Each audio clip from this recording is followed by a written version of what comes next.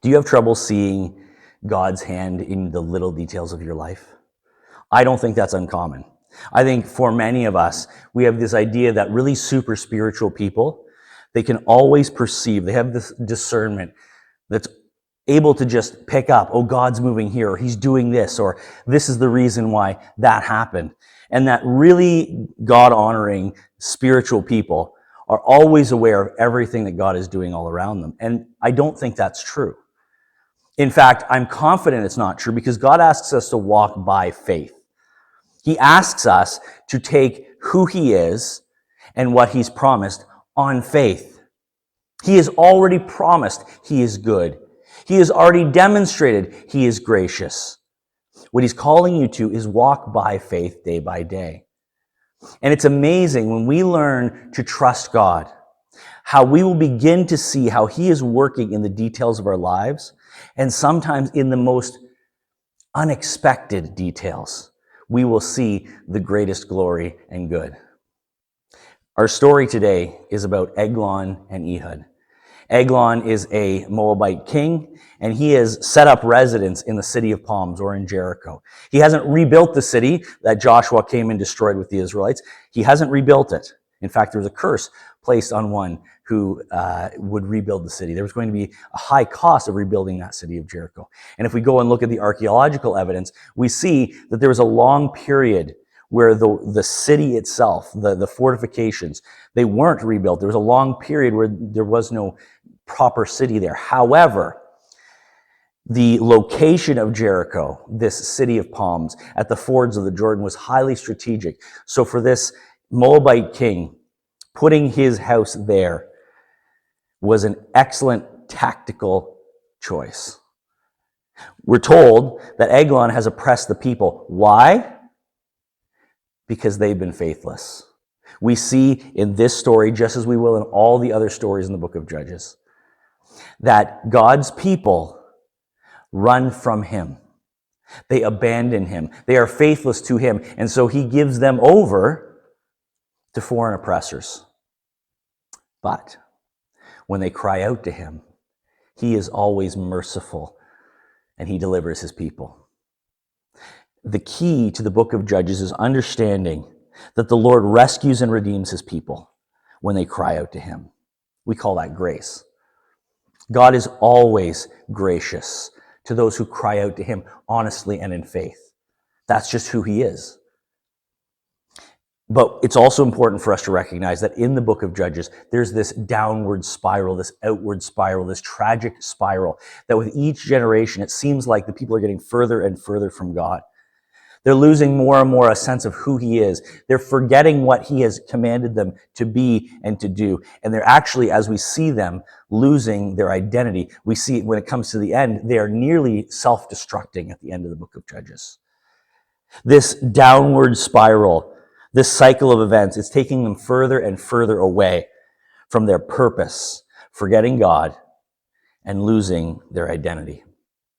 We're still early on in the book. And so things haven't gotten as bad as they will. And this story that we're going to have here today is almost humorous. It's in some ways a little disgusting. I think if we were to tell this story around a dinner table, the teenagers, now I know this is an old expression and I'm dating myself by using it, but if someone were to tell the story around the dinner table, we probably have people feeling disgusted and saying, that's TMI, that's too much information. We didn't need to know that. But we do need to know it. There's no word in Scripture that's there just because it's just there. Every word of Scripture, we're told, is theopneustos. It is God-breathed. And we need to hear what God is saying. Sometimes it's hard to hear what he's saying. Sometimes it's challenging. For example, we're going to talk about the stones that we find at Gilgal in this. There's some question about what those stones are. For the original readers, they would have understood it, and it's likely that the original author didn't put a lot of explanation in, because what is necessary to be understood can be understood. And so as we read through, we're going to hear how the details of Ehud and Eglon's story demonstrate for us that God is at work in the details of our lives, and especially in those details you would least expect to work out into a blessing. The story, as we've just read, says that as Israel is oppressed, God is raising up this left-handed man to be their rescuer. In the Hebrew, it doesn't say left-handed. That actually indicates that his right hand doesn't work properly. It's a very negative way of expressing that idea, isn't it? So from the very beginning, we're beginning to see that God is using a man who is uniquely suited to deliver his people. The tribe of Benjamin was well known for having left-handed individuals, men and women whose right hands did not work. But the details of Ehud's life from the very beginning are putting him uniquely in place to deliver God's people. It says that Ehud has been chosen to deliver the tribute. And so he and his men carry the tribute to Eglon, and they go and they deliver it, and then they leave. It says that after they're finished, Ehud returns with the men as far as these stones in Gilgal. The people have cried out for God's deliverance. Ehud has delivered the tribute, which is what the foreign kings have demanded, but he has taken his men away so that they can make their getaway. And now he is returning. Now he is returning. It's interesting because he gets to the stones in Gilgal. And what are those stones? What role do they play? Well, there's a few different options given by commentators, but I want to point out to you that in Joshua chapter 4, we know there are certain stones in Gilgal. Joshua 4, the language doesn't quite line up, but it makes sense. There's a challenge with the Hebrew language, but I think it makes sense. Joshua 4:19-24 say this: on the 10th day of the first month of the people went up from the Jordan and camped at Gilgal on the eastern border of Jericho. And Joshua set up at Gilgal 12 stones that they had taken out of the Jordan. He said to the Israelites, in the future, when your descendants ask their parents, what are these stones? What do they mean? Tell them, Israel crossed the Jordan on dry ground, for the Lord your God dried up the Jordan before you until you had crossed over. The Lord your God did to the Jordan what he had done to the Red Sea when he dried it up before us, and we crossed over. He did this so that all the peoples of the earth might know that the hand of the Lord is powerful, and so that you might always fear the Lord your God. These stones that Joshua set up at Gilgal were a testament, a testimony. They were a monument to the fact that God delivers his people. And I don't think it's a coincidence that Ehud goes back and he stops at these stones, if these were in fact the stones. And he goes that far, and then he returns to the king. And when he returns to the king, that remembrance that God has delivered his people drives Ehud with the courage to be what God is calling him to be. Now, you remember how Ehud was a left-handed man? An interesting fact about left-handed men when they use their swords is they don't bind the sword to the right or to the left thigh like a right-handed man would. To draw your sword, you reach across your body and draw your sword. With long flowing robes, Ehud having his sword strapped to his right thigh, it would have been concealed, and they probably wouldn't have thought to check him. So when Ehud comes to the king and he says, I have a secret message for you, O king, the king says, silence everyone, get out. I have a secret message. Someone has come with a secret message for me. Ehud reached out his left hand and took the sword from his right thigh, and he did in the king of Moab, delivering God's people. Now there is a little detail here, and I want you, it's disgusting, but I want you to pay attention to it. It says that when Ehud delivered God's people and he slew the king of Moab, when he kills Eglon, it says that his bowels emptied. His bowels emptied. Why does that matter? Well, if we keep reading, we find in verse 24, when he had gone, the servants came, and when they saw that the doors of the roof chamber were locked, they thought, surely he is relieving himself in the closet of the cool chamber. I can't help but wonder if the odor of that defecation, how are we talking about this on a Sunday morning service? I wonder if they thought he was using the bathroom. And what we find is that the servants delay finding their slain king because they think he's using the bathroom. Don't you see what's going on here? The Lord is working in the details of this story. Even in those details, we would least expect to work out for our good and a blessing.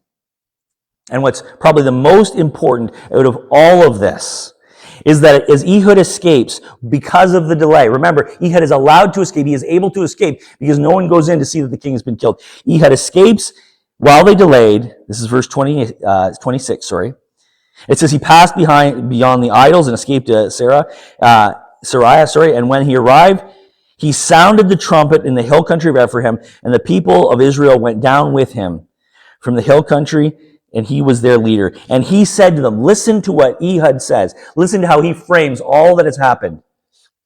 He says, follow after me, for the Lord has given your enemies, the Moabites, into your hands. Ehud sees in this story the hand of God. And that's our big idea today. The Lord is working in the details of life. Even in those details, you would least expect to work into a blessing. So can I give you two practical sort of go home and think about this ideas? Our main big idea is the Lord is working in the details of life, even in those details you would least expect to work out into a blessing. But I want you to think about how you can apply that big idea in two ways. First, faith may require you to reframe your current situations, your struggles, and your trials in light of God's character and His promises. How much bitterness are we carrying because we put ourselves at the center instead of what God is doing at the center? We are bitter because we are experiencing things, not giving any thought to how God may be using those frustrations to His glory and our good. Are we bitter because of the things God has brought into our lives, not knowing that we are far better off in the long run, not knowing that He has a truly glorious story for us? There's a story in John chapter 9, and it's about a man who was born blind. It says, as he went along, he saw a man born blind from birth. His disciples asked him, Rabbi, who sinned, this man or his parents? Do you hear the question they're asking? Whose fault is it that this man was born blind? They're framing it in terms of sin brings suffering. That's not an untrue statement. Sin does bring suffering, but that's not at all what God is doing here. What does it say? Jesus replies, neither this man nor his parents sinned, but this happened so that the works of God might be displayed in him. As long as it is day, we must do the works of him who sent us. Night is coming when no one can work. While I am in the world, I am the light of the world. Jesus said, this man was not born blind because he did something wrong. God was preparing something truly miraculous. And if you go read the rest of the story, we find the impact this man had on everyone around him. They were amazed by what had happened. How much bitterness are you carrying? Because instead of letting God reframe, instead of walking in faith and allowing God to reframe what's going on in your life, those details, trusting that He will do what you don't expect, trusting that He is good, He does redeem us. How much bitterness, how much discouragement. You try and you try and you try and it just doesn't work. Can you trust that He has something better for you than the plans you've made for yourself? Can you reframe that in light of His glory and His goodness? I don't know what it was like for Ehud growing up as a left-handed man. Maybe he was chastised. I know in the language of his day, he was told that his right hand was defective. But that fact about him, who he was, put him in a place that God could use Ehud to deliver His people. Are you lonely? Maybe there's a purpose in that loneliness you cannot see. Are you angry? Maybe your anger is driven by something. Maybe it needs to be reframed so that you can surrender it to God. Maybe your anger is the thing that's keeping you from experiencing what God is really trying to do in your life. And I want you to notice that I'm not saying that this is an act of will. You just need to try harder to, I'm not going to be angry anymore. I'm not going to be disappointed. That's not what we're saying. We're not saying that the details of life, if you just work really hard, that you'll change the way you feel. What we're saying is that this is an act of faith, giving it over to God. This is an act of faith, not of will. We're not trying to deny how we feel. We are asking God to meet us in our honest emotion, give us the eyes to see his truth, and give us the trust to lean on him for those things we cannot see. Do you hear what I'm saying there? We're not denying our emotions. We're not bottling them up. We're not repressing them. What we are doing is coming to the Lord who has good purposes and glorious plans for us. And we're saying, God, can you give us the eyes to see what you're doing? And if you don't give me eyes to see, can you give me the faith to walk faithfully, trusting that one day, this is going to make sense and I'm going to sing your praises. The Lord is working in your life, the details of your life. Even in those details, you would least expect him to be working in. Second, I want to ask you, what sacred stones can you set up in your own life? As we said, in this book here, there's some question about what these idols exactly are. I think they fit well with the stones that were set up in Gilgal by Joshua. I wonder if that wasn't what they were referring to, if Ehud had not passed the stones in Gilgal. There were 12 stones in Gilgal that were testimony to the Lord. But what I do know is this.